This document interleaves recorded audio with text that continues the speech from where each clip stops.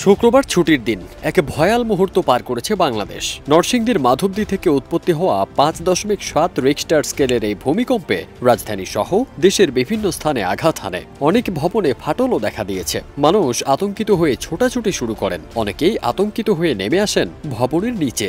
কোনো সময় এমন ভূমিকম্প দেখিনি, এই প্রথম দেখলাম।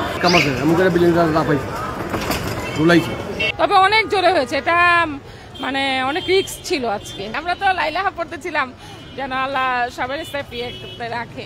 এলএমই সার্টিফাইড বিশ্বসেরা কপারে তৈরি ওয়ালটন কেবলস, যা আপনার স্থাপনাকে রাখবে সব সময় নিরাপদ। 10:38:26 আচমকা রাজধানী সহ এই ভূমিকম্পে অনেক জায়গায় হতাহত হয়েছে। ঢাকার বংশালে একটি বহুতল ভবনের রেলিং রাস্তায় পড়ে নিহত হন 3 জন পথচারী। নিহতদের একজন শিশু মেহরাব হোসেন ও তার বাবা আব্দুর রহিম এবং একজন সলিমুল্লাহ মেডিকেল কলেজের 52 ব্যাচের ছাত্র রাফিউল ইসলাম। চারিদিকে শুধু আতঙ্ক আর চিৎকার।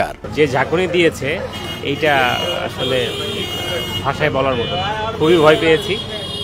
চেষ্টা করেছি সেফ সাইডে আসার, সবই কোনো সুযোগ নাই। নিচে নেমেছি, নিচে কলামের কাছে থেকেছি, কিন্তু আসলে আল্লাহ যদি কোনো বিপদ দেয় সেখানে আর কারোর হাত নাই। তো আমাদের আসলে আল্লাহর প্রতি হওয়া উচিত। যে অবস্থা সেকেন্ডের মধ্যে দেখালো, তো এইটা মানে সৃষ্টিকর্তা একজন আছেন, এইটা সবার করা উচিত, অনুধাবন করা উচিত। নারায়ণগঞ্জের রূপগঞ্জে ঘটে সবচেয়ে হৃদয় বিদারক ঘটনা। ভূমিকম্পে ঘর থেকে বের হওয়ার সময় সীমানা প্রাচীর ধসে পড়ে 10 মাসের শিশু ফাতেমা নিহত হয়। গুরুতর আহত তার মা কুলসুম বেগম এবং প্রতিবেশী জেসমিন বেগম ঢাকা মেডিকেল কলেজে ভর্তি রয়েছেন।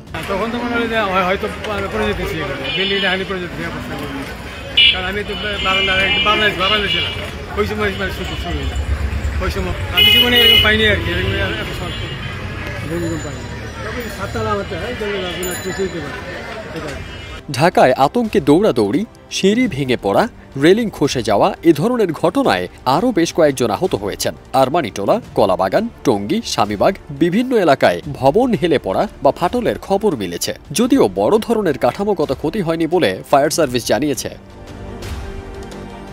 ভূমিকম্পের কেন্দ্র নরসিংদীতে পরিস্থিতি আরও ভয়াবহ। সদরের একটি বাড়ির ছাদ থেকে নির্মাণ সামগ্রী ছিটকে পড়ে গুরুতর আহত হন দেলোয়ার ও তার 2 সন্তান তাসফিয়া এবং ওমর। তাদের মাথায় গুরুতর আঘাত লেগেছে। নরসিংদী সদর হাসপাতালে প্রাথমিক চিকিৎসা দিয়ে 3 জনকেই আশঙ্কাজনক অবস্থায় ঢাকায় পাঠানো হয়েছে। শুধু নরসিংদী সদর হাসপাতালে আহত হয়ে ভর্তি হয়েছেন 46 জন। কেউ অজ্ঞান হয়েছেন, অনেকেই ভুগছেন প্যানিক অ্যাটাকে। জেলা হাসপাতালে আরও 13 জন চিকিৎসা নিচ্ছেন। গাজীপুরের শ্রীপুরে কারখানা ছাড়তে গিয়ে হুড়োহুড়িতে আহত হয়েছেন প্রায় 1.5 শতাধিক শ্রমিক। ভবন দুলতে শুরু করলে আতঙ্কে ছুটতে গিয়ে সিঁড়ি ও সড়কে বহু শ্রমিক আহত হয়েছেন। রাজধানীর বিভিন্ন এলাকা থেকেও আসছে একের পর এক দুর্ঘটনার খবর। কলাবাগানে 7 তলা ভবন হেলে পড়া, স্বামীবাগে 8 তলা ভবন পেছনের দিকে ঝুঁকে যাওয়া, বাড়িধারায় ভূমিকম্পের কারণে আগুন, গজারিয়ায় বাড়িতে অগ্নিকাণ্ড। ফায়ার সার্ভিস, সেনাবাহিনী সহ আইনশৃঙ্খলা বাহিনীর সদস্যরা দ্রুত ঘটনাস্থলে পৌঁছে উদ্ধার কাজ ও আহতদের দ্রুত চিকিৎসার সহায়তা করে। এদিকে ভূমিকম্পে 4টি বিদ্যুৎ কেন্দ্র বন্ধ হয়ে যায় এবং দেশের বহু অঞ্চলে বিদ্যুৎ বিভ্রাট তৈরি হয়। পিডিবি জানিয়েছে 341 মেগাওয়াটের বিবিয়ানা 2, আশুগঞ্জের 55 ও 50 মেগাওয়াটের 2টি ইউনিট সম্পূর্ণভাবে বন্ধ হয়ে গেছে। এসএস পাওয়ারের 600 মেগাওয়াট ইউনিটও বন্ধ হয়ে গেছে। আংশিকভাবে কমানো হয়েছে বিবিয়ানা 3, আশুগঞ্জ 225 মেগাওয়াট এবং সিরাজগঞ্জ 225 মেগাওয়াট কেন্দ্রের উৎপাদন। ঘোড়াশাল AIS গ্রিড সাবস্টেশনেও আগুন ও ইনসুলেটর ভেঙে যাওয়ায় বিদ্যুৎ বিচ্ছিন্ন হয়ে পড়ে।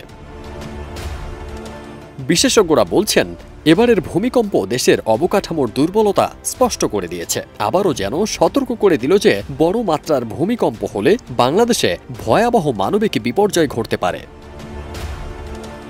ফারদিন সানি, দেশ রূপান্তর।